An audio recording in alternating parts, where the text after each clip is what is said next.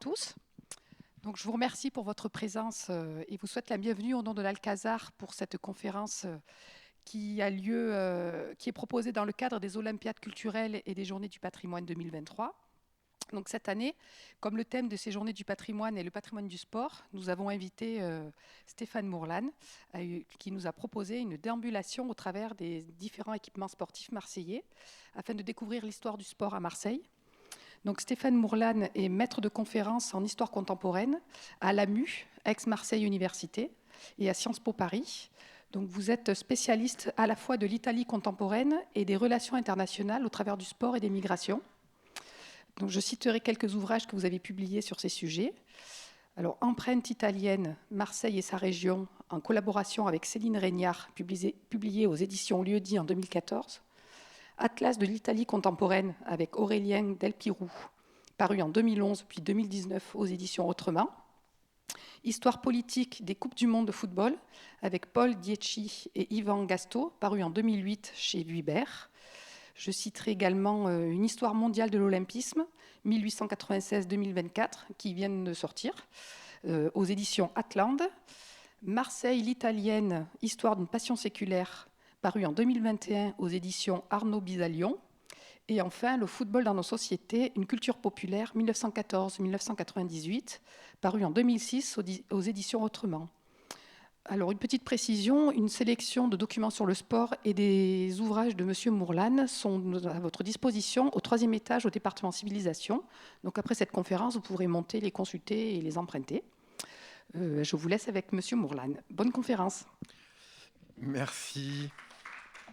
Merci beaucoup pour cette présentation, merci pour cette invitation, merci d'être là en ces journées européennes du patrimoine pour une conférence dont le titre peut effectivement surprendre, susciter l'étonnement, même si vous l'avez rappelé, et c'est en soi d'ailleurs un événement quelque part que les journées européennes du patrimoine aient pris comme thème le sport, parce que a priori les deux termes, patrimoine-sport, patrimoine sportif, c'est pas évident. Quand on pense patrimoine, on pense au monumental, poli par le temps, des choses qui sont témoins de la grande histoire, représentant des vestiges, le socle d'une identité soit nationale, soit régionale, alors que le sport, lui, c'est plutôt une activité récente que l'on rapporte au loisir, que l'on rapporte au futile ou encore à l'éphémère. Alors, est-ce qu'on peut vraiment comparer le château de Versailles, pour prendre un exemple de patrimoine parmi les plus célèbres, et puis, puisque nous nous projetons vers les Jeux Olympiques 2024, le stade de Colombes, que vous voyez ici, qui a été le stade qui a accueilli les Jeux Olympiques en 1924, donc il y a un siècle, lorsque Paris a déjà accueilli ces Jeux. Est-ce qu'on peut vraiment comparer la Joconde et le maillot porté par Zinedine Zidane lors de la finale de la Coupe du Monde 1998 ? Est-ce que cela s'inscrit dans ce patrimoine ? Alors, si on se réfère, vous savez, au patrimoine mondial de l'UNESCO, qui est la liste un petit peu de référence, qui fait foi, il n'y a qu'un seul site au monde qui fait référence au sport, et encore, c'est bien loin de nous, c'est dans l'Antiquité, c'est le site d'Olympie, qui est patrimoine mondial de l'UNESCO. Jusqu'à présent, jusqu'à cette année, et encore une fois, c'est une grande nouveauté, lorsqu'il y avait les Journées européennes du patrimoine, les stades ne faisaient pas partie des monuments les plus visités. Et on voit effectivement que cette année, dans la perspective des Jeux Olympiques, en venant vous voir à la radio, sur France Inter, pour ne pas le citer, au journal, il y avait un reportage justement sur le patrimoine sportif et des visites qui sont organisées un peu partout en France, dans des stades, des piscines, etc. Jusqu'alors, en fait, les rares lieux patrimoniaux qui étaient visités, c'était les musées consacrés au sport. Et en France, il n'y en a pas tant que ça. Alors, il y a, vous le savez peut-être, un musée national du sport à Nice, dans l'enceinte du stade, depuis quelques années. Il y a quelques clubs de football également. Je pense au musée de Saint-Étienne, notamment parmi les plus connus et les plus visités. Alors, effectivement, on observe cette année que cette reconnaissance patrimoniale du sport, eh bien, elle est à l'œuvre, elle est en cours. Hein. Cela a été progressif, cela est plutôt récent, et cette évolution, en fait, ou plus exactement, on devrait parler d'une double évolution conjointe. Pourquoi le sport aujourd'hui apparaît de manière un peu plus évidente comme un aspect du patrimoine? Eh bien, il y a tout d'abord, vous l'avez sans doute remarqué, l'extension de la notion de patrimoine. Cette extension de la notion de patrimoine, c'est-à-dire qu'on a ajouté aux critères de la grande histoire, de l'histoire de l'art, eh bien des critères relevant de la conscience sociale, des usages, du capital affectif, de mémoire partagée, des lieux de la quotidienneté. C'est-à-dire que des gares, des écoles, des usines, des puits miniers, et on pourrait citer des tas d'autres exemples qui sont devenus des éléments du patrimoine. Ça, c'est la première évolution. Et puis, deuxième évolution conjointe, le sport se voit reconnaître progressivement le statut d'activité culturelle, c'est-à-dire que le sport n'est pas seulement réduit à une simple pratique corporelle. Vous avez évoqué d'ailleurs l'Olympiade culturelle, qui accompagne effectivement chaque Jeux olympiques, participe de cela.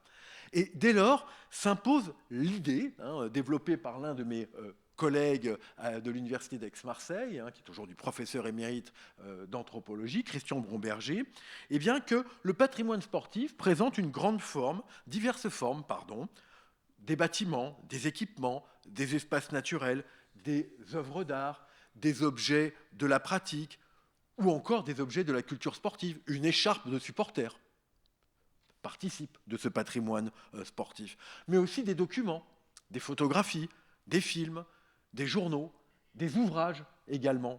Il y a sans doute, je n'ai pas vérifié avant de venir, mais je pense par exemple au livre d'Antoine Blondin, qui participe de ce patrimoine du sport.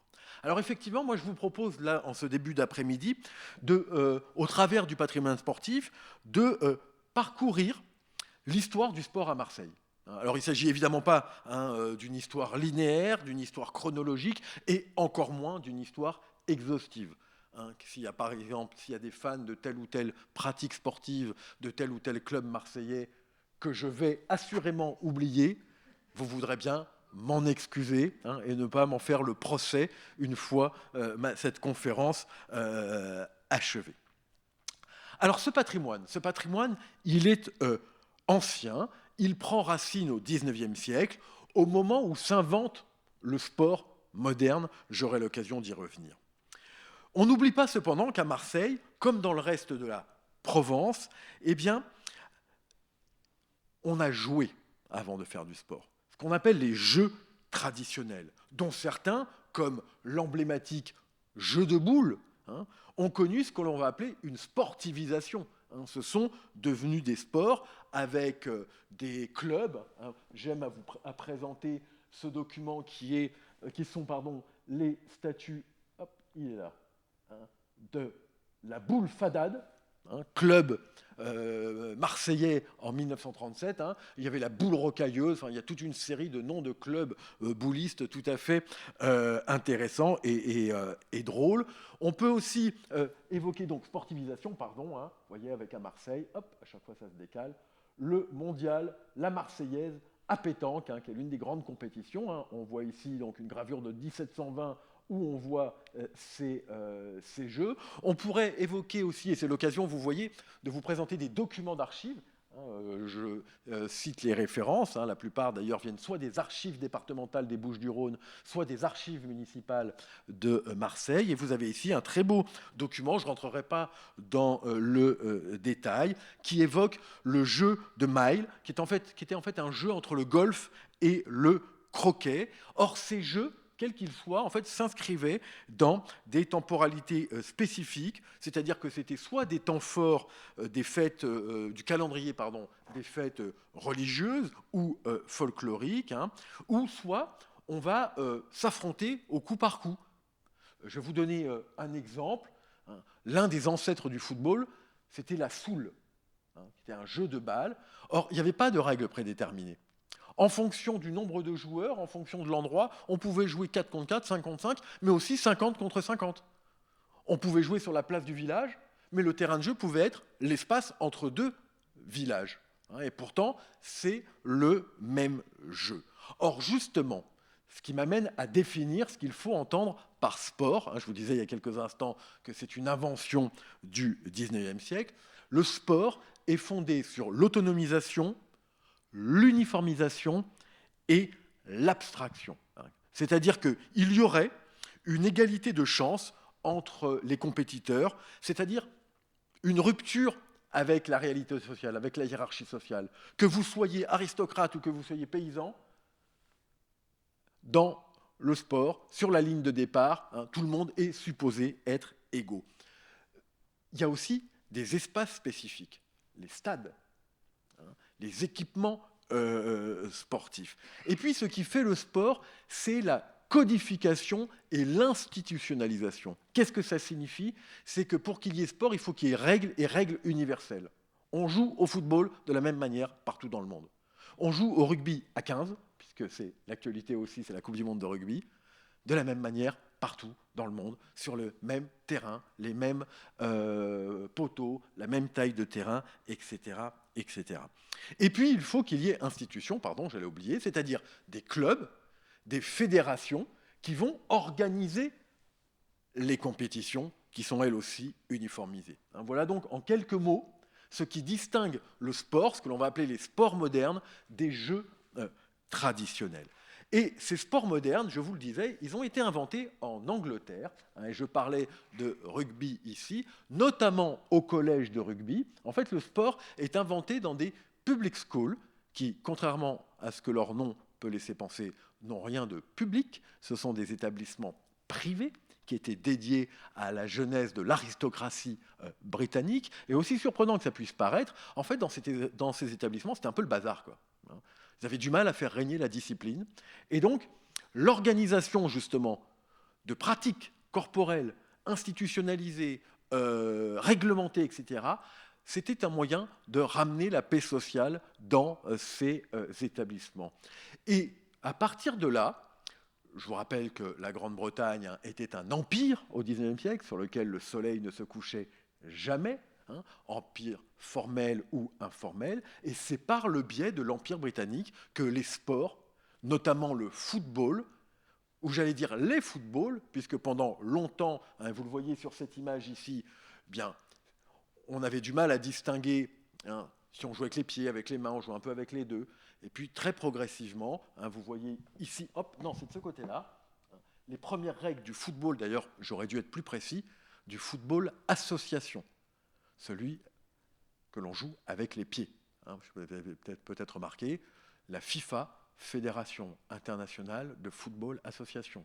La Coupe du Monde qui se déroule actuellement, c'est la Coupe du Monde, non pas de rugby, mais de football rugby. À la fin du XIXe siècle, il y a eu une scission entre les deux footballs.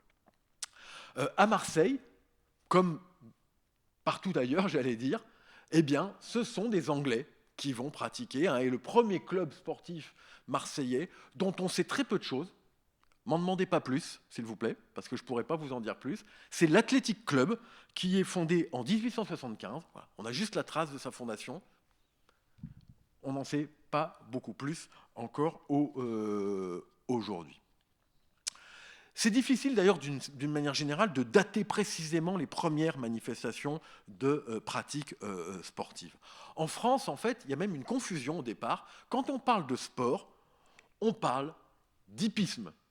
Et les sportmen, ce sont ceux qui se rendent sur les champs de course. Et à Marseille, il y a un hippodrome, un bel hippodrome, qui existe encore aujourd'hui, au parc Borély, qui est inauguré le 4 novembre 1860 sur un terrain cédé par la municipalité à la Société des courses. Ce sont tous, ils appartiennent tous aux élites, c'est-à-dire qu'ils sont des bourgeois, de la bourgeoisie industrielle, de la bourgeoisie financière, dont certains sont membres du cercle des phocéens. Mais il n'en reste pas moins que les spectacles qui sont proposés, les courses qui sont proposées, suscitent un engouement populaire. Et il y a du monde, vous le voyez derrière moi, il y a du monde qui se presse dans les tribunes, qui sont d'ailleurs très finement, vous le voyez là aussi, ornées en dentelle, des tribunes qui peuvent accueillir 6000 spectateurs, et on a déjà des formes de supporterisme, c'est-à-dire que ces spectateurs vont s'habiller aux couleurs de leur jockey favori pour les soutenir pendant la course. Mais cet hippodrome va s'ouvrir aussi à d'autres pratiques, et notamment la gymnastique. Alors, la gymnastique, on l'a longtemps opposée au sport anglais, qui s'est développé, donc je le rappelle, au XIXe siècle. La gymnastique, les modèles sont là aussi importés de l'étranger. Certains d'ailleurs sont redevenus à la mode. Peut-être pratiquez-vous la gymnastique suédoise, qui est revenue à la mode. En Suisse, en Prusse également. Et une première, et vous voyez ici, un des premiers manuels de gymnastique est publié en France en 1839 par un étranger d'ailleurs, le colonel Amoros, qui est lui un Espagnol, tandis qu'à Marseille, la première société de gymnastique voit le jour en 1856 et qu'elle est fondée par des Suisses. Vous savez qu'à Marseille, le pape François va venir célébrer dans quelques jours le cosmopolitisme marseillais, la pluralité justement des populations à Marseille. Au XIXe siècle, une des communautés importantes, et on aura d'ailleurs l'occasion d'en reparler parce qu'il joue un rôle notable dans l'invention du sport à Marseille, ce sont les Suisses. Et les Suisses vont fonder une société de gymnastique, et ces sociétés de gymnastique, elles sont souvent associées, vous le voyez ici, à des sociétés de tir. Et c'est intéressant, pourquoi ? Parce qu'en fait, la gymnastique, comme le tir, ont pour vocation la préparation militaire. Ai-je besoin de vous rappeler que la France a été défaite en 1870 par la Prusse, et l'une des raisons de cette défaite, en tout cas c'est comme ça qu'on le perçoit à l'époque, c'est que les Prussiens étaient beaucoup plus en forme, qu'ils étaient beaucoup mieux préparés physiquement. Et c'est fort de cet enseignement que se développe la gymnastique en France pour prendre la revanche. La phocéenne, d'ailleurs les appellations des sociétés de gymnastique sont la française, la gauloise, la vaillante, etc., etc. Donc on voit une dimension patriotique, avec cette très belle photo aussi, le Gymnase Club de Marseille, fondé à la fin du XIXe et au début du XXe siècle. Or, toutes ces sociétés de gymnastique, elles sont affiliées à la Société gymnastique de France, qui est une puissante organisation créée en 1873, dans un but donc à la fois hygiéniste et patriotique, comme l'indique d'ailleurs sa devise, patrie, courage, moralité. Voilà pourquoi on faisait de la gymnastique. Et cette Société des gymnastiques de France, elle organise chaque année une fête fédérale destinée à entretenir justement les corps, mais aussi l'esprit de la revanche. Et ce rendez-vous attire de nombreux spectateurs de toute la France. Et en 1903, vous voyez derrière moi l'affiche et quelques photographies. La 29e édition de la fête fédérale se déroule au parc Borelli, en présence du président de la République. Et ces fêtes fédérales sont véritablement des moments de célébration à la fois patriotique, mais de célébration républicaine également. En fait, l'idée, c'est, vous voyez, dans ces grands rassemblements, ici, juste derrière moi, de donner à voir la nation unie, forte et bien représentée. 1903, c'est aussi l'année, on n'est pas nombreux d'ailleurs, on pourrait jouer à un quiz, quelle est la grande compétition sportive qui est créée en 1903 ? Oui ? Le Tour de France, effectivement. Première édition du Tour de France, organisée par le quotidien sportif L'Auto, l'ancêtre de l'équipe. Et dès cette première édition, Marseille est une ville-étape. C'est d'ailleurs la deuxième étape, c'est Lyon-Marseille.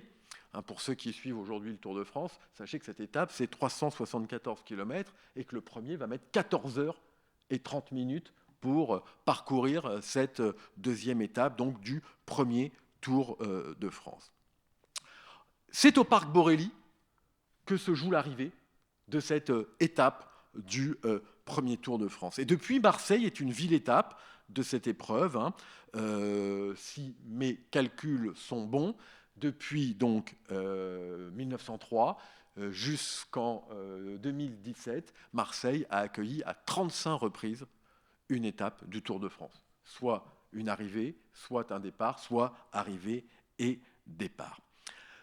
Ce qui me permet d'ailleurs de sortir, on continue notre balade si vous voulez bien, on sort du Parc Borelli, on va y revenir dans quelques instants, et on va prendre un peu d'altitude pour faire un crochet du côté du col de la Gineste, qui constitue un des passages les plus redoutés des coureurs cyclistes du Tour de France, ou encore d'autres grandes courses, je pense au Paris-Nice, mais c'est une autre épreuve plus récente qui permet d'inscrire le col de la Gineste au rang du patrimoine sportif naturel, c'est la fameuse course pédestre Marseille-Cassis, dont le col de la Gineste constitue la principale difficulté, avec 5 km d'ascension, certains sont déjà peut-être prêtés à l'exercice, 5 km d'ascension et des passages à 7%. C'est en 1979, si je réussis à récupérer ma souris, non, si j'essaye comme ça, ouais, voilà. Vous avez ici derrière moi donc des images de la première édition de Marseille-Cassis. Marseille-Cassis qui est une compétition qui est fondée par un club particulier qui est le SCO Sainte-Marguerite. Et pourquoi je dis particulier? Qui est un club qui est fondé en 1936 et c'est un club qui appartient à ce que l'on appelle le mouvement du sport ouvrier. Dans un quartier populaire, d'ailleurs le SCO Sainte-Marguerite était affilié à la FSGT, qui est une fédération qui existe encore aujourd'hui, qui est une fédération qui rassemble justement ce qu'on appelle le sport ouvrier. De la même manière, il y a eu, on en redira quelques mots, le sport catholique au sein des patronages. On parle ici, en l'occurrence, de sport de pratique affinitaire. C'est-à-dire qu'on se rassemble et qu'on pratique en fonction des affinités. Et vous voyez derrière moi, donc, là, c'était la montée, maintenant, c'est la redescente vers Cassis lors de cette première édition d'une course amenée à devenir extrêmement populaire, puisque aujourd'hui, ce sont 20 000 participants et, sauf erreur de ma part, les organisateurs ont justement limité la jauge. Ils sont victimes de leur succès, y compris sur le plan international. Alors, cela étant dit, il n'a pas fallu attendre Marseille-Cassis pour que la cité phocéenne se présente comme un haut lieu de la course pédestre, que ce soit hors des stades ou dans les stades. Et ce retour vers le passé de la course pédestre nous ramène vers le parc Borelli. Le parc Borelli accueille en effet, en octobre 1903, le premier marathon de Marseille. Premier marathon de Marseille qui voit Louis Potex, qui était une vedette à l'époque, l'emporter. Au parc Borelli, on organise aussi des cross-country qui vont révéler un grand champion, dont le nom résonne encore aujourd'hui, un champion marseillais. Il s'agit de Jean Bouin. Jean Bouin, dont le nom a été donné justement à de nombreux stades, piscines, etc. Jean Bouin est né en 1888 dans le quartier du Vieux-Port, et il découvre la course à pied en 1903, sous les couleurs d'abord du Fossé Club de Marseille, et il remporte ses premiers succès. Il est champion de France. Il est aussi le premier Français à gagner en 1911 le cross des 5 nations, c'est-à-dire en gros le championnat du monde de cross-country. Il remporte également des titres sur piste. Il est médaille d'argent sur le 5000 mètres aux Jeux Olympiques de Stockholm en 1912. Mais Jean Bouin, c'est surtout l'homme des records. C'est ce qui va le faire entrer dans la postérité. Notamment en 1913, il bat le record de l'heure. Il parcourt, vous pouvez d'ailleurs, s'il y en a parmi vous qui se livrent à la course pédestre, Jean Bouin, en 1 heure, parcourt 19,921 km, ce qui est à l'époque donc un record, et c'est un record qui marque les esprits. Jean Bouin, c'est une star internationale. Jean Bouin, c'est le Zidane de l'avant-Première Guerre mondiale, avec le boxeur Carpentier. Et c'est ce qui explique aussi l'émotion que va susciter sa disparition. Jean Bouin est mobilisé en 1914. Compte tenu de son statut, il aurait pu être ce qu'on appelait à l'époque un embusqué, se planquer si vous voulez. Non, il accepte d'aller au front. Il sera estafette, c'est-à-dire qu'il transportait des messages entre les différentes unités. Et Jean Bouin meurt au front le 29 septembre 1914. Donc quelques semaines seulement après le début du conflit. Et l'émotion est extrêmement grande. L'émotion est grande pendant le conflit et après le conflit. Dès 1921 est inauguré à Marseille le stade Jean Bouin, en présence du ministre de la Guerre, Louis Barthou. Dans ce stade Jean Bouin que vous voyez derrière moi, on pratique le football association, le rugby, mais aussi l'athlétisme. Ce stade accueille en résidence, si je puis dire, l'un des grands clubs de la ville, le stade marseillais Université Club, le SMUC. Et aujourd'hui, ce stade Jean Bouin est devenu un très grand complexe sportif à vocation omnisport. C'est l'un des plus grands de la ville. Au SMUC, je crois qu'il y a plus de 5000 adhérents. Il y a 260 000 utilisateurs chaque année de ce complexe, qui est d'ailleurs sans cesse réhabilité. Et le SMUC, dont vous voyez ici les statuts fondateurs en 1923, s'est illustré dans divers sports, notamment le basket féminin ou encore le handball. Le SMUC a été une des grandes équipes de handball dans les années 1970-1980. Un mot à propos du SMUC pour attirer votre attention sur le lien très étroit que traduit le SMUC entre les pratiques sportives et les milieux éducatifs.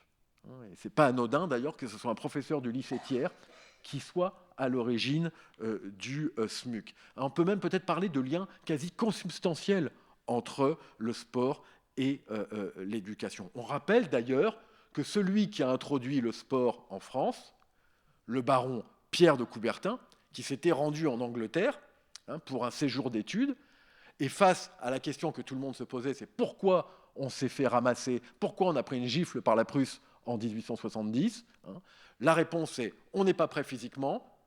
Certains, et notamment au niveau du ministère de l'instruction publique, vont dire il faut faire de la gymnastique. On introduit la gymnastique à l'école. Coubertin, lui, après son séjour en Angleterre, et notamment dans ses établissements privés, dit non, la solution c'est le sport. Il faut faire le sport comme des Anglais.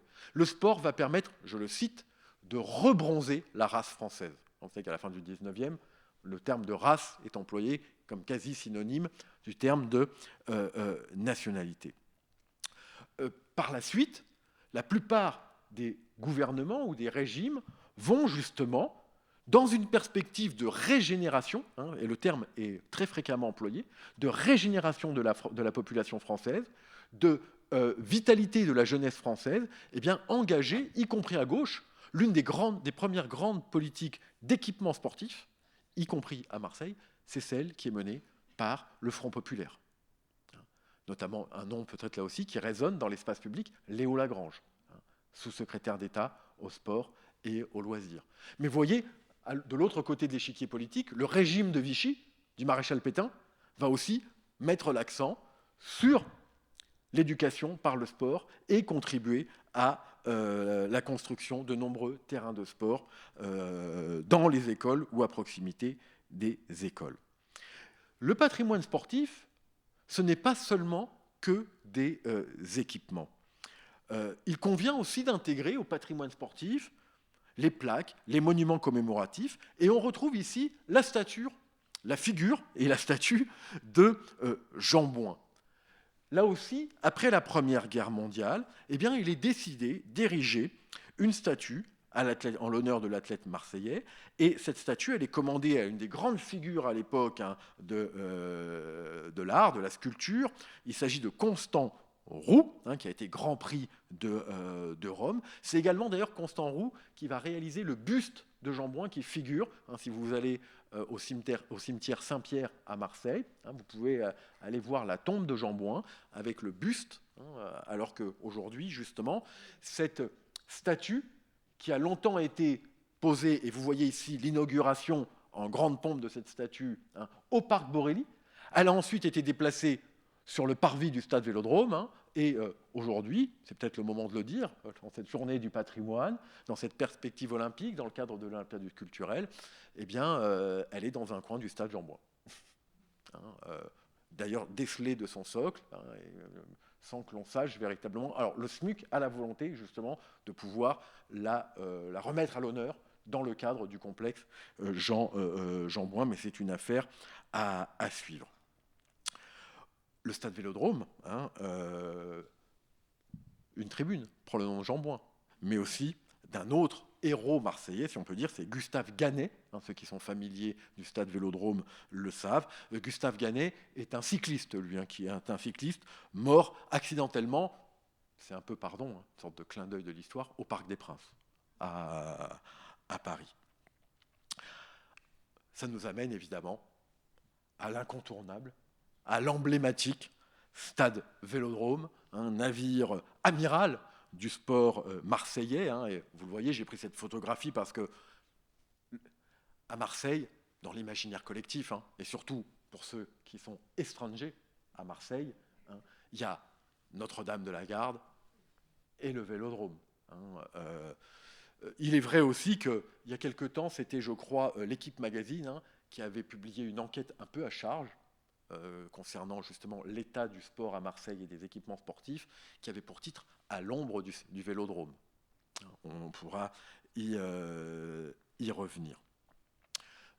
À charge, pourquoi ? Parce que régulièrement, vous l'avez sans doute vu comme moi, il est reproché à Marseille, deuxième ville de France, de ne pas avoir les équipements sportifs à la hauteur justement de cette hiérarchie dans des villes françaises.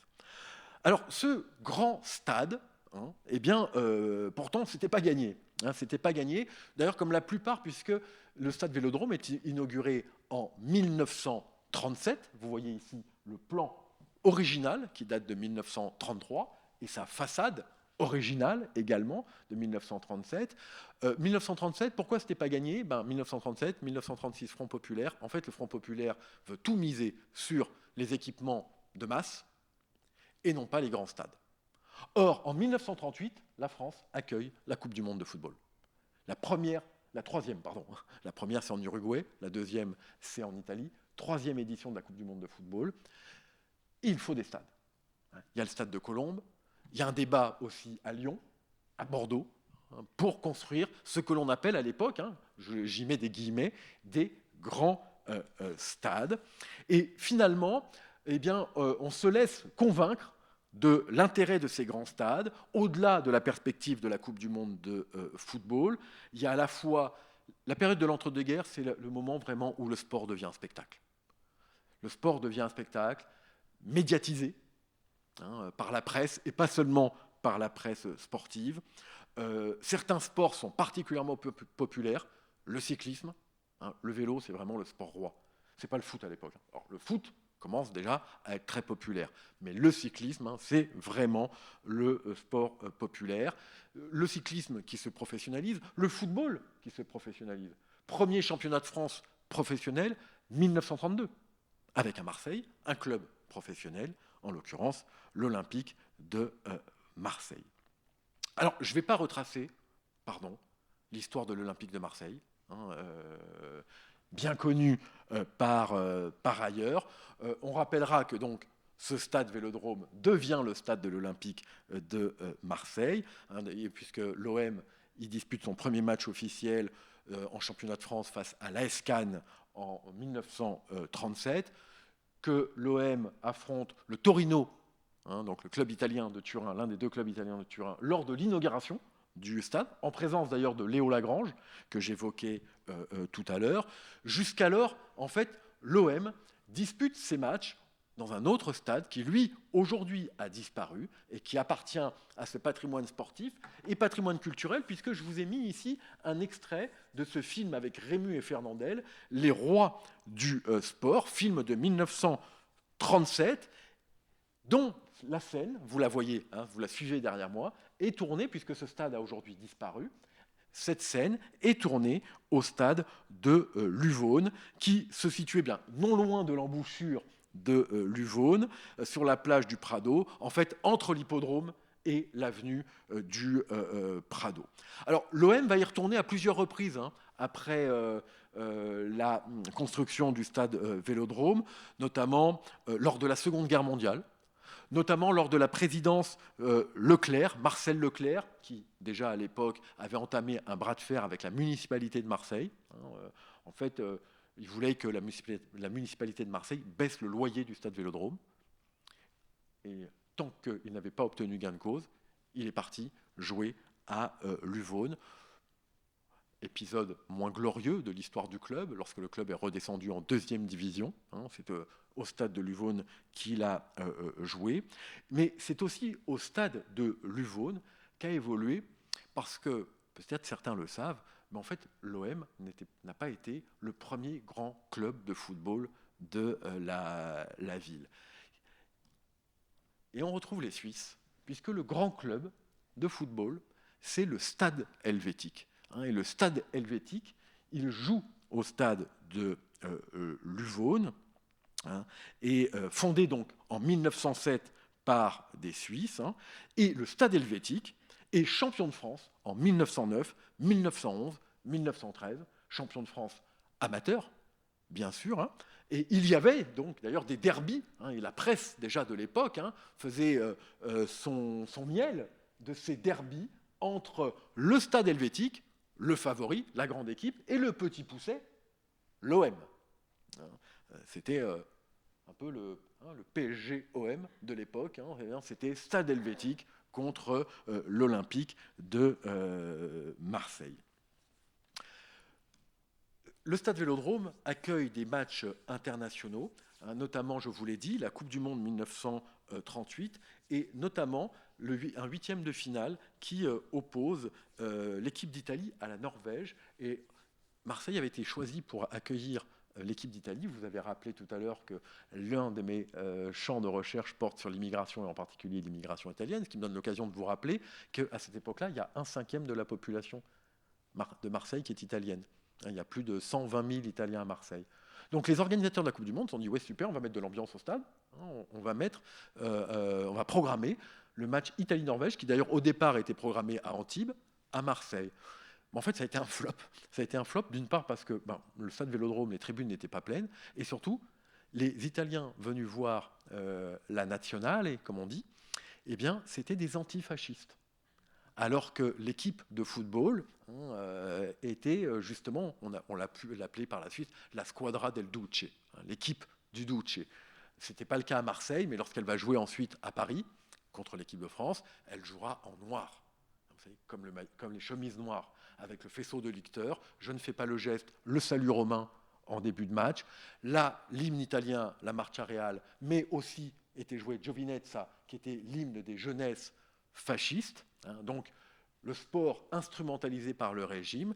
Et l'accueil est tellement mauvais que lorsque l'équipe d'Italie revient au stade Vélodrome pour jouer, vous le voyez derrière moi, sa demi-finale contre le Brésil, eh bien, l'équipe d'Italie, qui avait résidé auparavant à Marseille, réside à Aix-en-Provence.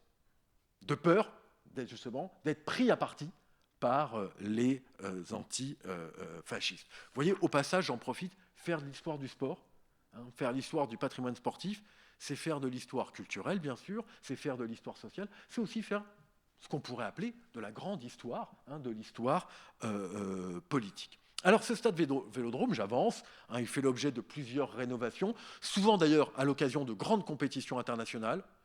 C'est l'Euro en 1984, c'est la Coupe du Monde en 1998, etc., etc. La piste cycliste, qui lui donne son nom, puisque c'est un stade Vélodrome, disparaît en 1985. Au stade Vélodrome, alors pardon, j'allais oublier, vous le voyez ici, le stade Vélodrome avec sa piste cycliste. Le Tour de France y arrive à plusieurs reprises, mais au stade Vélodrome, en fait, on va pratiquer des tas de sports différents. De la boxe, Ça fait partie des choses peut-être qu'on a un peu oubliées. Marcel Cerdan. Marcel Cerdan vient. Alors, il n'a pas encore la réputation, il n'est pas encore champion du monde. On est ici en 1942, mais c'est quand même. Il vient donc en 1942 disputer un combat, vous en avez la photographie ici, sur la pelouse du stade Vélodrome. On l'a aussi oublié, on parle de rugby à 15 en ce moment, mais Marseille a été un haut lieu du jeu à 13, du rugby à 13, le Marseille 13. Or, le Marseille 13 jouait ses matchs au stade Vélodrome. D'ailleurs, l'équipe de France de jeu à 13 a aussi été accueillie au stade Vélodrome. Bien évidemment, le rugby à 15, plus récemment, en 2000, avec l'équipe de France qui vient pour des test matchs, la Coupe du Monde 2007, et puis bien sûr, actuellement, il y a déjà eu des rencontres, et il y aura le prochain match de l'équipe de France, si je ne m'abuse, se déroulera au stade Vélodrome. Le stade Vélodrome qui accueille aussi un club invité, qui a accueilli à l'époque de sa grandeur, qui va peut-être être retrouvé, le Racing Club de Toulon est venu jouer plusieurs de ces matchs, soit des grandes affiches du championnat de France, comme ici, face à Toulouse, ou encore des matchs de Coupe d'Europe. D'autres sports plus originaux, le handball, lorsqu'il se pratiquait à 11, avant de se pratiquer à 7, le basket, je ne sais pas si certains peut-être se souviennent que les Harlem Globetrotters sont venus et ont fait un match de démonstration au stade Vélodrome. Le motoball, il y a eu des rencontres de motoball, de la pétanque, des courses motocyclistes également, et il y a même eu des courses de lévriers qui se sont déroulées au stade Vélodrome.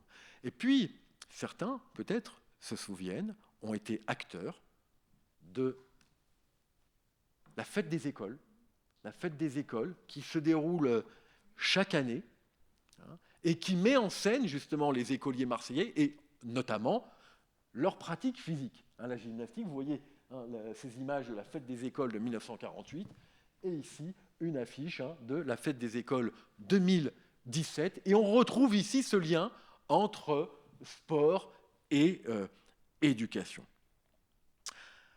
Si vous le voulez bien, on va quitter le stade Vélodrome, on va aller un peu prendre l'air, on va aller prendre la mer même, car il n'aura échappé aussi à personne que Marseille est une ville littorale. Et la mer est un terrain de sport. La mer est un terrain de sport qui mérite de figurer au rang du patrimoine sportif naturel, et ce d'autant plus qu'on y navigue et que l'on y plonge de longue date. L'histoire sportive de la baie de Marseille, elle commence en 1846, lors du 14e congrès des sociétés savantes qui est organisé à Marseille, et pour l'occasion, une régate est organisée. Une régate de yachting.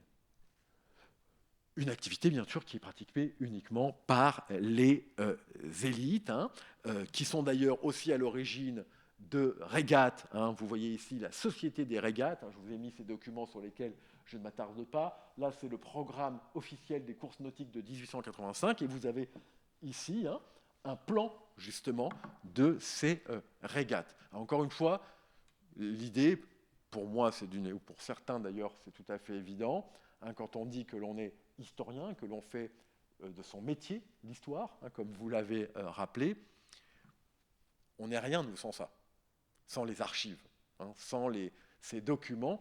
L'histoire que je vous raconte ici, c'est une histoire qui est fondée justement sur ce travail d'archives et sur des documents qui ont une vocation, une dimension patrimoniale, qui n'ont pas simplement une dimension scientifique liée à l'étude du passé. La Société nautique de Marseille, qui existe encore aujourd'hui, se développe. Pourquoi là j'attire votre attention? Là aussi, alors sans doute beaucoup moins que Notre-Dame de la Garde ou le stade Vélodrome, à Marseille, il y a quand même le Vieux-Port. C'est le troisième, pour qui n'est pas marseillais, le Vieux-Port, Notre-Dame de la Garde, le stade Vélodrome. Et au milieu du Vieux-Port, je ne sais pas si vous avez déjà prêté attention, on le voit mieux ici, à ce pavillon flottant, qui est le siège de la Société nautique de Marseille. Sur mer, on rame également, et il y a à Marseille de très vieux clubs d'aviron, parmi lesquels notamment le Rowing Club de Marseille. Vous voyez ici des photographies, fondé en 1910, installé sur le Vieux-Port. On pourrait aussi citer le club de l'Appel, au Roucas-Blanc, fondé en 1923. Tous ces clubs, en tout cas, accompagnent, encouragent la démocratisation des pratiques. Ça, c'est un point sur lequel je voulais attirer votre attention. Au début, fin 19e, début 20e, ce sont les élites. Et puis, en fait, l'histoire du XXe siècle, c'est l'histoire de la démocratisation du sport et de toutes les pratiques sportives, y compris celles qui apparaissaient comme élitistes. Il faut le dire ici, la personnalité de Gaston Defferre, Gaston Defferre, maire de Marseille, qui était lui-même un navigateur, féru de voile, a joué un rôle important en développant notamment l'école de voile, qui se situe, alors attendez, je vous le montre tout de suite, sur ce qui va être la Marina olympique en 2024, qui est quasiment achevée. Et c'est également Gaston Defferre qui est à l'origine de tout l'aménagement du Prado, dans une perspective balnéaire, dans une perspective justement de loisirs. Cet aménagement du littoral, donc l'histoire du sport, elle permet aussi de faire l'histoire de la ville, l'histoire urbaine de la ville. L'aménagement du Prado s'inscrit justement dans ce mouvement de démocratisation du sport. Allez, je repars dans le bon sens. Les Jeux Olympiques de 2024, on navigue sur la mer, je vous le disais tout à l'heure, on plonge. On plonge d'abord dans une perspective thérapeutique, les bains de mer, dans une perspective hygiéniste. Et à Marseille apparaissent effectivement, avec le soutien, les encouragements du corps médical, des premiers bains de mer, d'abord du côté de la baie d'Arinques, et puis plutôt ensuite du côté de la Corniche.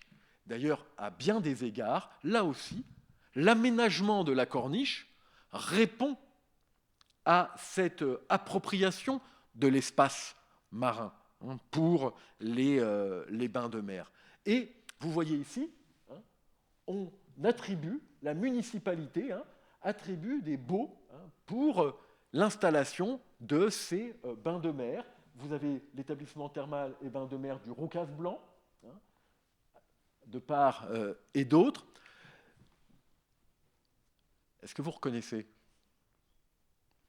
les Catalans avec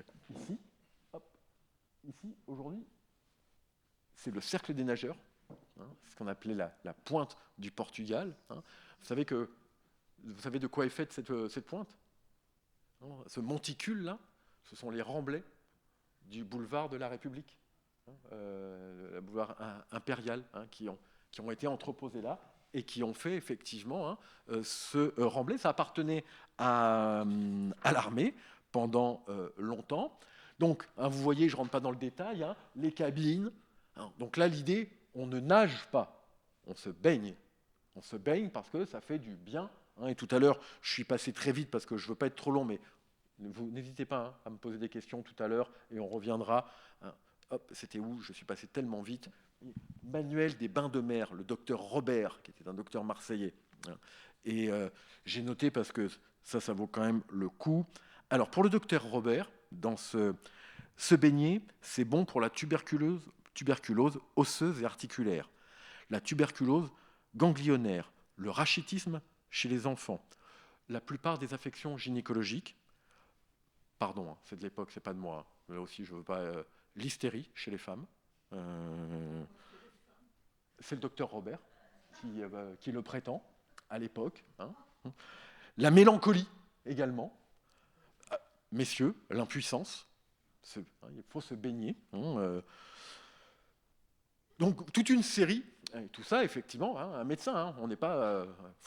c'est le propre de l'histoire. Aujourd'hui, c'est vrai que ça prête à sourire, mais c'est extrêmement sérieux. Il faut remettre ça dans son contexte de l'époque. Et il y a un véritable engouement.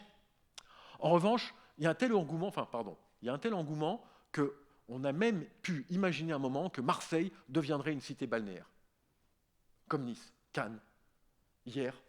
Bon, ça n'a pas été le cas, au sens où, certes, il y avait du monde qui fréquentait ces bains de mer, mais en revanche, on ne se déplaçait pas de la terre entière pour venir prendre des bains à Marseille, comme ça a pu être le cas sur ce que l'on va appeler la Côte d'Azur, par exemple, ou sur la côte atlantique. À cette pratique, j'allais dire encadrée, je vous présenter ici un document tout à fait exceptionnel qui vient des archives de la Gaumont, Nantes, s'il veut bien démarrer. J'aurais pas dû le présenter si exceptionnel que ça. En fait, il y a un problème, c'est que j'arrive pas à récupérer ma souris. Ça y est. Donc, c'est un document de 1902 qui montre, vous voyez, nous sommes à Marseille, une pratique, j'allais dire, ludique. On se baigne pour s'amuser. Là, on n'est pas dans une perspective thérapeutique. Vous voyez, on saute à l'eau. Vous avez remarqué la corde aussi. On ne nage toujours pas. Ce n'est qu'à la toute fin du XIXe siècle, justement, qu'on assiste aux premières compétitions de natation, qui sont organisées notamment, comme la plupart des compétitions sportives, par des journaux. Je vous disais tout à l'heure, le Tour de France a été créé par Lotto. Toutes les courses cyclistes, y compris les courses cyclistes régionales, c'était des journaux. Pourquoi ? Parce qu'en fait, les journaux, c'est l'époque où se développe la grande presse, et cette grande presse, en fait, elle y a deux ressorts. Les faits divers, vous remarquerez que ça n'a pas vraiment changé, ça marche, ça fait vendre.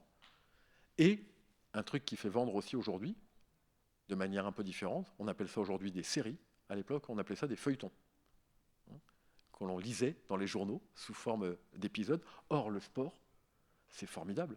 Le sport raconte des histoires, raconte une histoire, avec des épisodes. Donc la presse organise des compétitions sportives pour finalement, en fait, se donner de la matière pour raconter ensuite, dans ces pages, des histoires. Je vous ai mis ici, notamment Midi Sport, qui était le grand journal sportif local en 1896. Vous voyez ici un article sur les bienfaits de la natation et le grand événement sportif à Marseille, dès la fin du XIXe siècle, au début du XXe, c'est la traversée des ports. La traversée des ports à la nage. C'est vraiment une manifestation extrêmement populaire qui n'est pas propre à Marseille.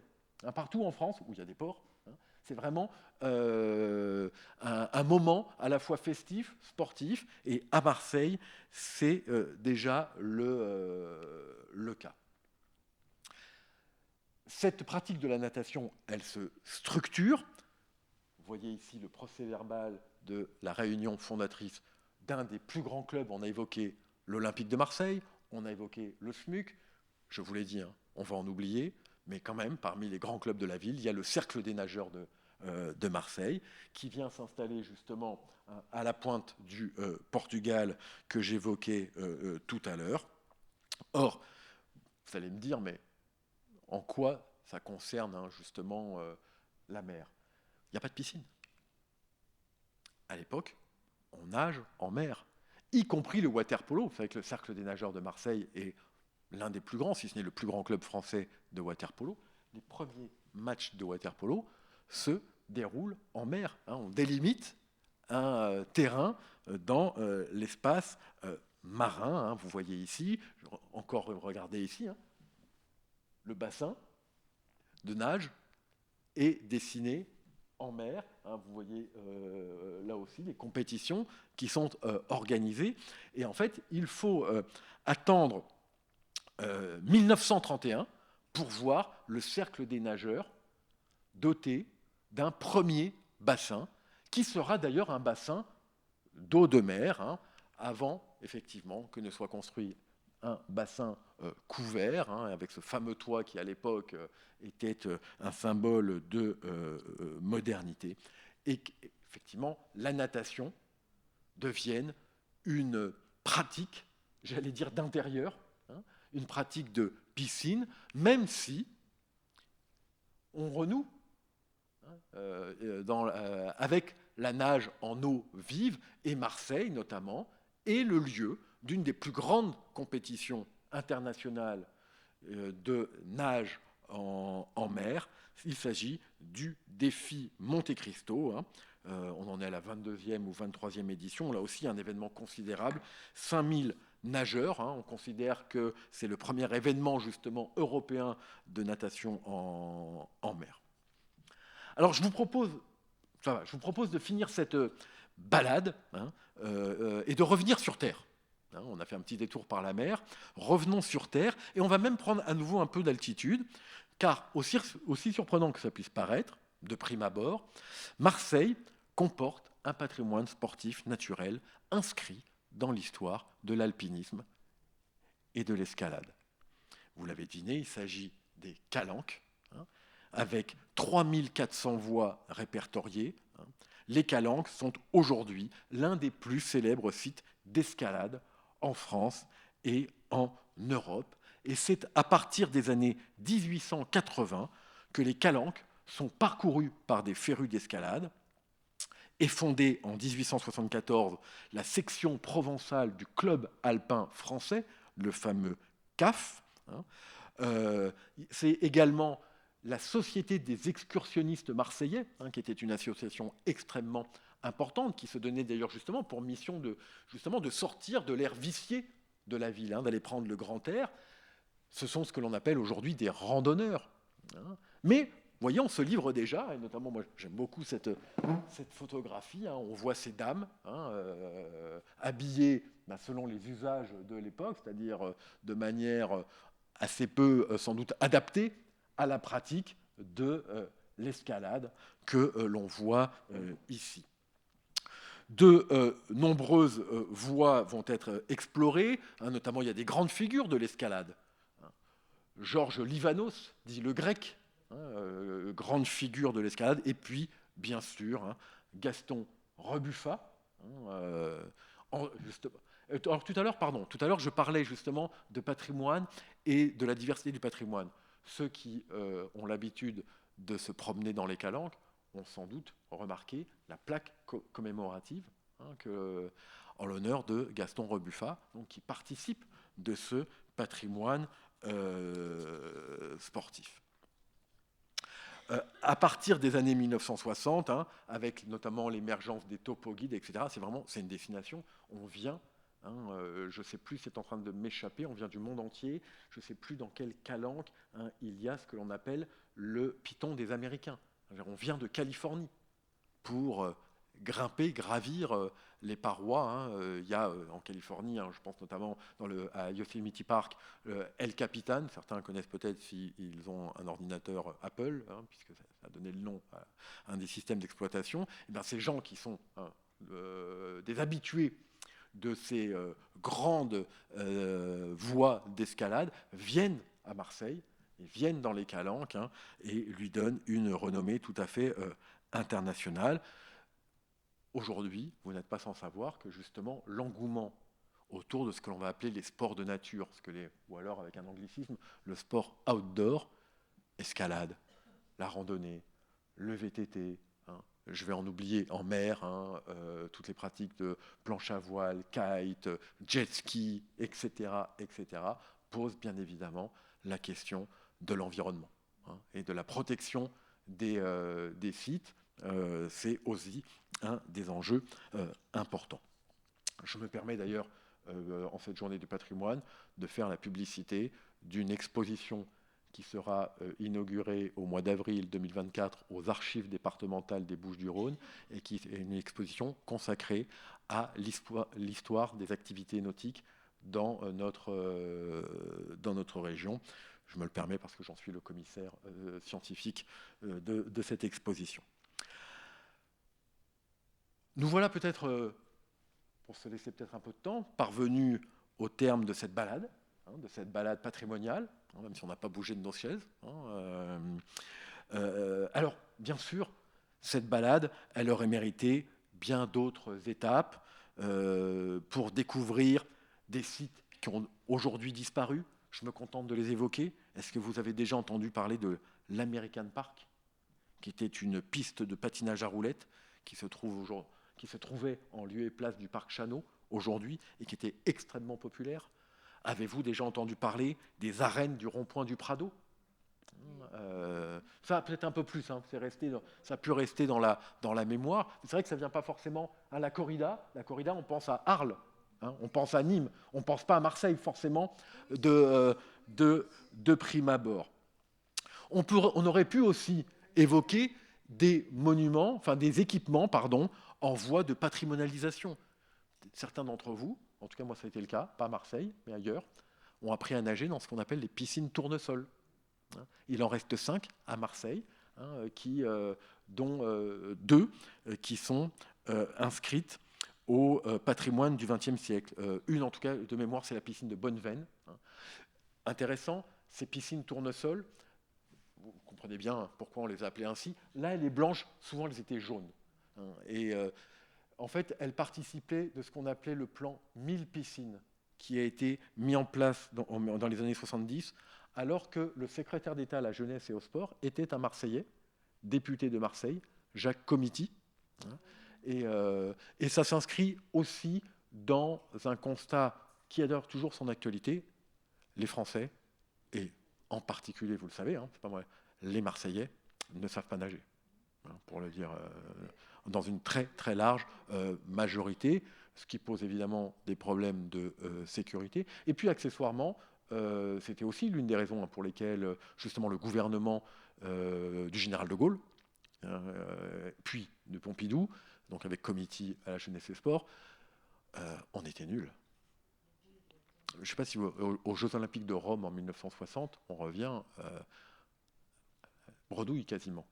Peut-être avez-vous déjà, j'aurais pu vous la montrer, moi je l'aime beaucoup, c'est une caricature de Jacques Faisan dans le Figaro, où on voit le général de Gaulle en survêtement, avec son sac de sport, et comme légende, si je ne fais pas tout moi-même dans ce pays, puisque évidemment, vous savez que le général de Gaulle avait pour objectif la grandeur de la France, c'était le leitmotiv de sa politique.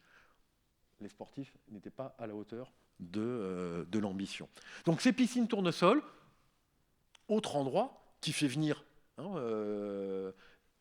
me direz c'est des niches, mais on vient du monde entier pour le bowl sur le Prado. C'est un spot, comme on dit, qui est internationalement reconnu et qui méritera sans doute de figurer au patrimoine sportif de la ville.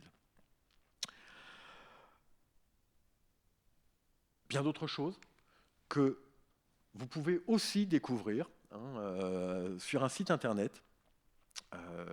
Je travaille avec des collègues non seulement de l'Université d'Aix-Marseille, mais aussi de l'Université Côte d'Azur, c'est-à-dire l'Université de Nice, avec le soutien de la région Sud PACA, à un travail de valorisation, d'identification, de contextualisation du patrimoine sportif de la région. Et donc progressivement, on enrichit. Et si vous avez la curiosité d'aller voir sur le site TEPAS, Territoire et Patrimoine du Sport, eh bien vous trouverez des notices avec des textes qui évoquent l'histoire, des documents géolocalisés qui évoquent justement un certain nombre de lieux évoqués ici à Marseille et plus largement sur l'ensemble du territoire régional. Je vous remercie de votre attention.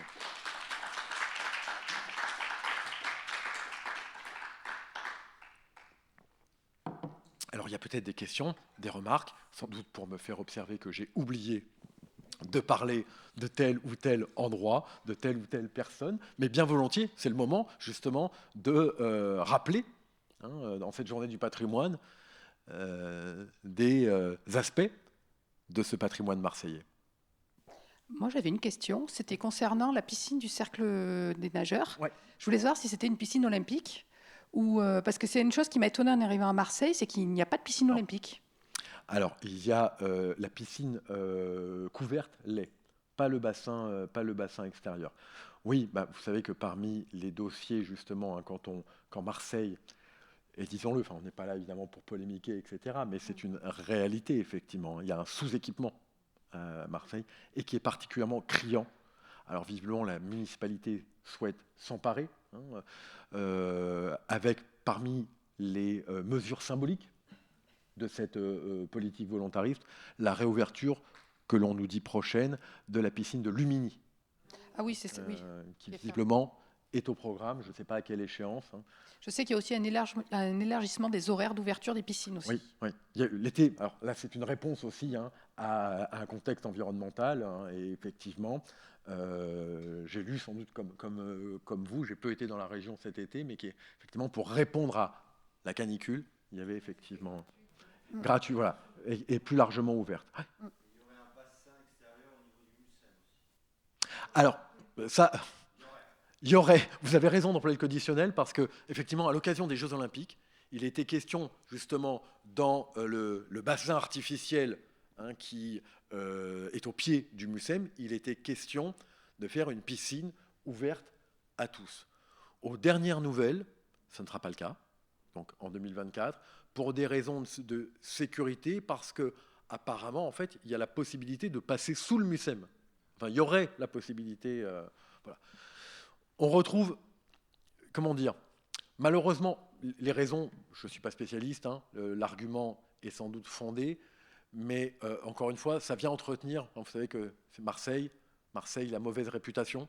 Le pape François vient célébrer ce qui serait la bonne réputation de Marseille, on pourrait d'ailleurs en discuter longuement, ville de brassage, ouverte sur le monde, etc. etc. quoi. La mauvaise réputation, c'est qu'à Marseille, rien ne marche. C'est un stéréotype, c'est pas moi qui le dis. Et effectivement, vous voyez ce genre d'annonce qui tombe un peu, à l'eau, participe quelque part. Mais je crois avoir lu un entrefilet, ça ne serait pas perdu. Donc on va voir, surprise, peut-être qu'en 2024, il y aura effectivement un bassin de natation au pied du Mucem.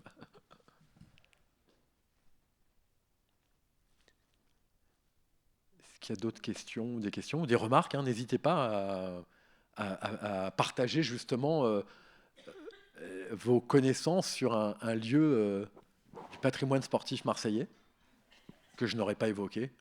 Il me semble quand ils auront fait le stade Vélodrome, il y avait le CSM, le tennis, et le stade de l'Orme, qui est devenu, je crois maintenant, une piste d'athlétisme. Ouais, il me semble. Ouais. Alors, et au départ même, vous savez que je suis allé un peu trop vite, dans le projet de grand stade, on le voit...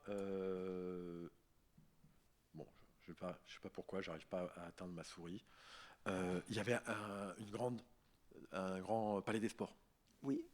Qui est aussi là aussi, Marseille c'est un peu pas extraordinaire. Enfin, il y a un palais des sports, oui. Beaucoup plus récent. D'ailleurs, vous en trouverez sur le site TEPAS. Nous avons fait une notice sur ce palais des sports, qui est intéressant, y compris sur le plan architectural, mais pendant longtemps, et il devait y avoir, et ça a été revu à la baisse. Alors attention là, justement, d'une manière générale, ça c'est pas propre à Marseille. En France, la politique sportive, la politique d'équipement sportif est systématiquement grandes ambitions, j'allais dire, peut-être pas petit résultat, mais résultat moindre. Les questions budgétaires, donc au-delà des grandes intentions, y compris politiques, quoi, on n'est pas toujours à la hauteur. Et c'est pas propre à Marseille. Il me semble que le handball de Vitrolles, il venait jouer au Palais des Sports. Palais des Sports. Ouais. C'est OM Vitrolles. OM Vitrolles, voilà, c'est ça. Avec un lieu d'ailleurs tout à fait extraordinaire, que malheureusement on ne peut pas visiter. On parlait du Mucem, vous connaissez l'architecte du Mucem, Rudy Ricciotti avait fait la salle de l'OM Vitrolles. Quand vous descendez d'Aix vers Marignane, au milieu là, quand vous avez de ces roches rouges, qu'on a l'impression au milieu il y a une sorte de monolithe, de cube noir, qui aujourd'hui a été complètement tagué. C'était la salle de sport. Un geste architectural extraordinaire et qui aujourd'hui, vous voyez, patrimoine en péril.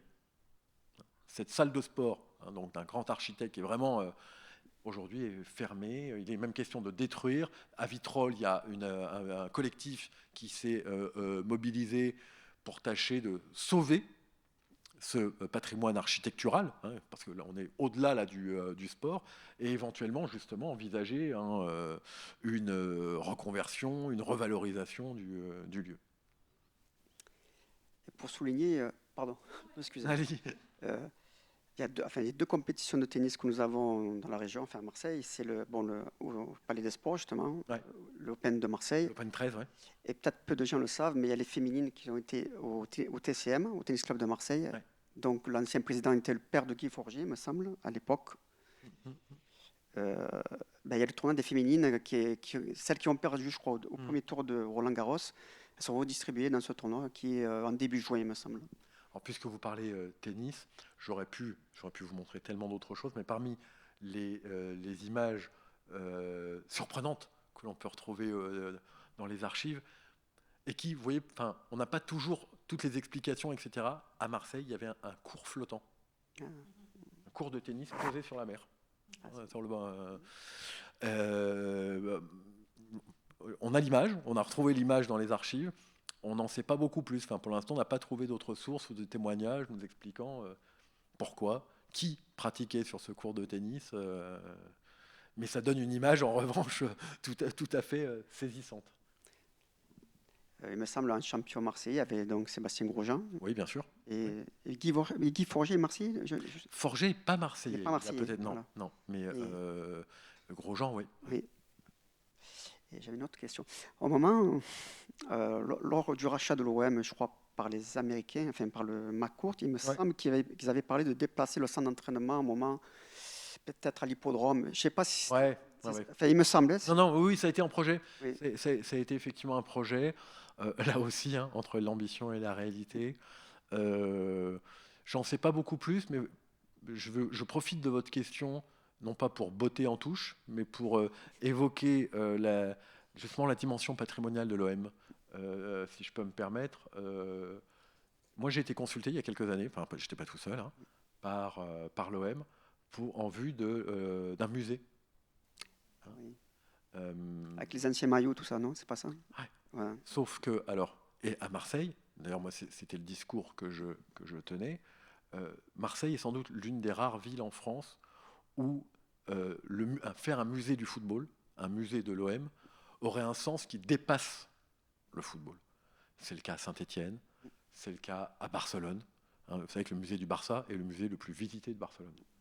Le musée de Boca Juniors à Buenos Aires est l'un des plus visités de la ville. Et vous visitez ces musées, effectivement, quand vous êtes fan de foot, effectivement, c'est le paradis.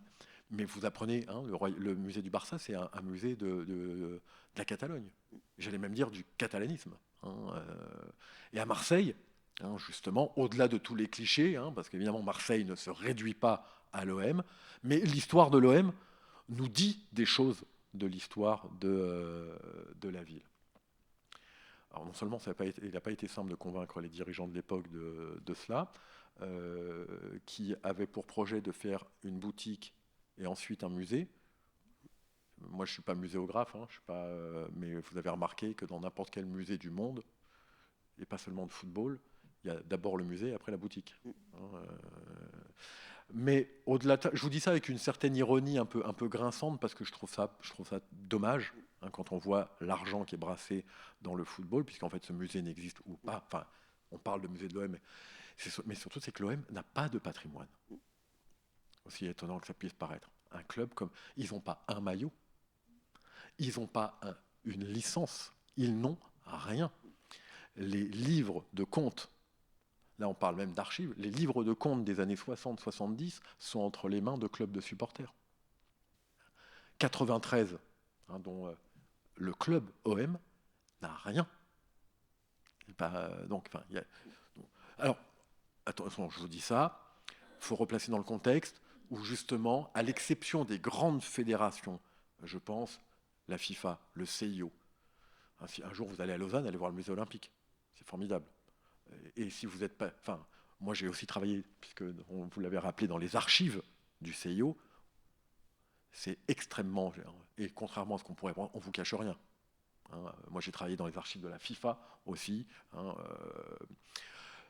Mais je vais vous donner un exemple. Alors, il y a quelques clubs de football, mais c'est souvent, c'est pas les clubs, c'est des passionnés. Le musée de Saint-Étienne. Franchement, le musée de Saint-Étienne, là aussi, c'est pas simplement un musée pour les fans de foot. C'est toute une époque. Si vous êtes un peu vintage, les années 70 et les années 80, etc. Ce musée fait revivre cette période. En fait, c'est un privé. Le type était pharmacien, et en fait, il avait accumulé une collection, etc. Et puis, avec le club, ils se sont mis en cheville et ils ont fait Donc, les institutions sportives, jusqu'à il y a peu, n'avaient pas, et même pour certaines, non pas encore, justement, j'allais dire, ce goût ou ce sens du patrimoine et de l'histoire. La Fédération française de football, les archives de la Fédération française de football sont dans un garage à Clairefontaine qui est inondé. Donc il n'y a pas cette... Et moi, tout à l'heure, je vous ai montré les statuts du SMUC. Je le dis d'autant plus facilement qu'aujourd'hui, le SMUC est dirigé par des collègues, notamment le président du SMUC est un des vice-présidents de l'université d'Aix-Marseille. Donc, lorsque j'ai voulu accéder aux archives du SMUC, je me suis évidemment adressé à mes collègues de l'université. La réponse qu'ils m'ont fait, c'est la réponse qu'on vous fait systématiquement lorsque vous vous adressez à un club.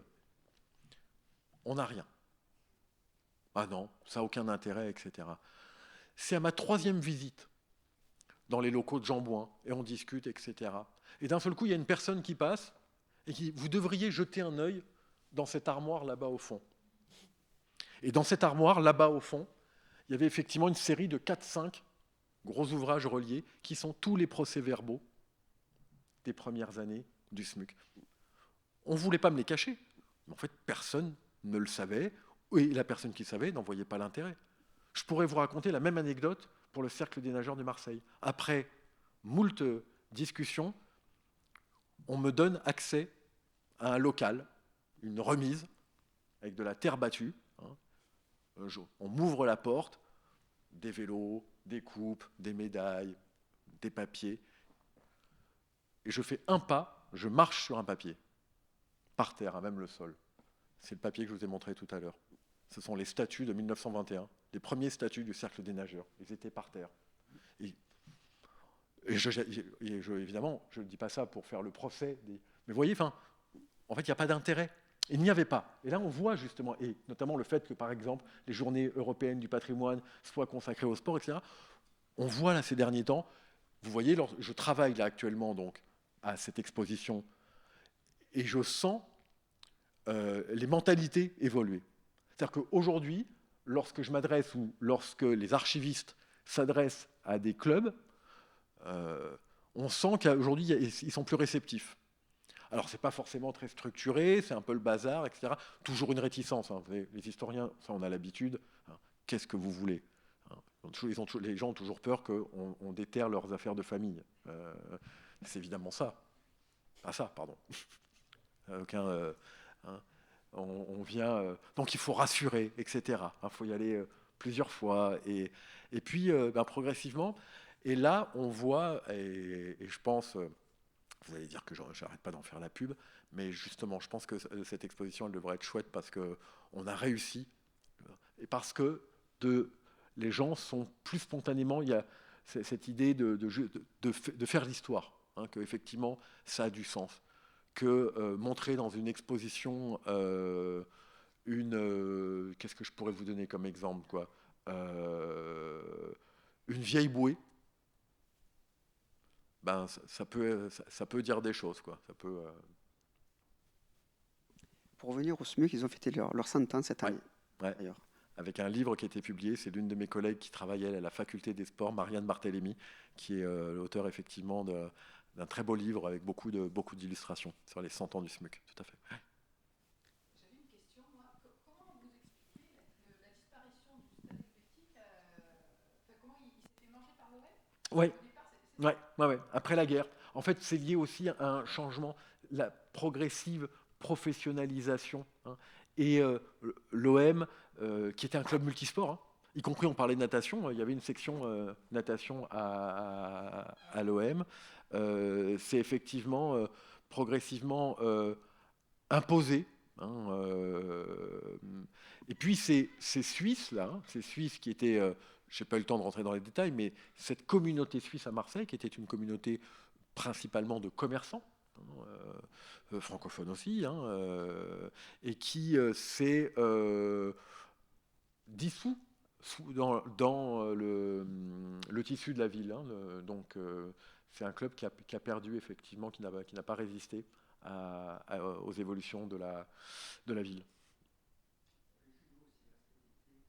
Je n'ai pas. Alors, j'attendais. J'en ai très peu. Enfin, l'ASPTT de Marseille est un club extrêmement important. Ouais. Alors, extrêmement important, pourquoi? Parce que c'est un club multisport. Et quand j'évoquais justement ce processus de démocratisation des pratiques, hein, et quelles que soient les pratiques, ça fait partie, c'est pas le seul, mais ça fait partie des clubs. Je pense la voile, par exemple, hein, la démocratisation de la voile, avant que la voile n'entre à l'école, etc. Quoi, c'est la SPTT. Je vous en prie, allez-y. Oui. Ouais. Ouais. Ouais, ouais. Grand club.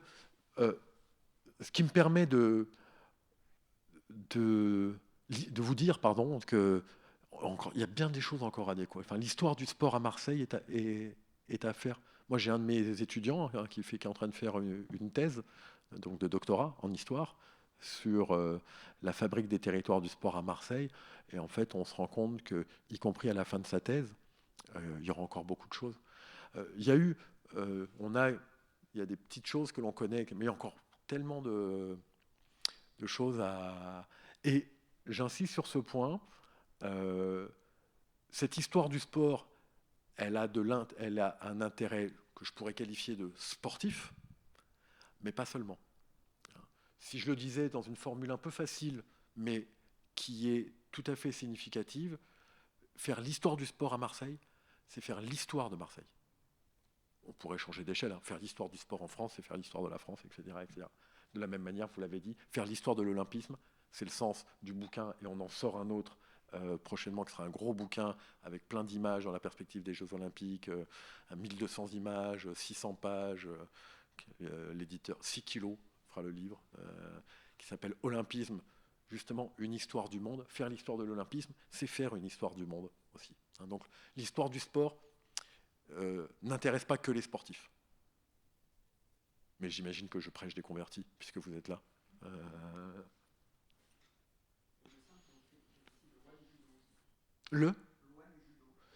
Aujourd'hui encore?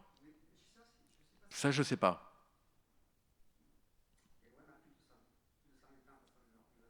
Ouais, ouais. 99, exactement, exactement. Mais s'il n'y a pas d'autres... Non, je vous en prie, Non, non. c'était avec plaisir. Il me reste à... Bien sûr. Aussi parler du réseau cyclable. Il y a la ramasse. Bah, disons que l'urbanisme de la ville fait que c'est compliqué. Vous parlez des voies cyclables ou des pistes Ah, oui. Sur les 40 plus grandes villes de France, on est quand même 40e. Alors qu'on est la deuxième ville de France. Après, il y a un urbanisme aussi particulier de la ville. Et une Voilà. Il y a l'urbanisme, il y a aussi le fait que la ville n'est pas plate. Enfin, il y a une succession, donc c'est pas évident non plus. Vous avez d'autres remarques? Non? Bon, il ne nous reste plus qu'à vous remercier Ben, c'est moi qui vous remercie. pour votre intervention. Bonne fin de journée, au revoir.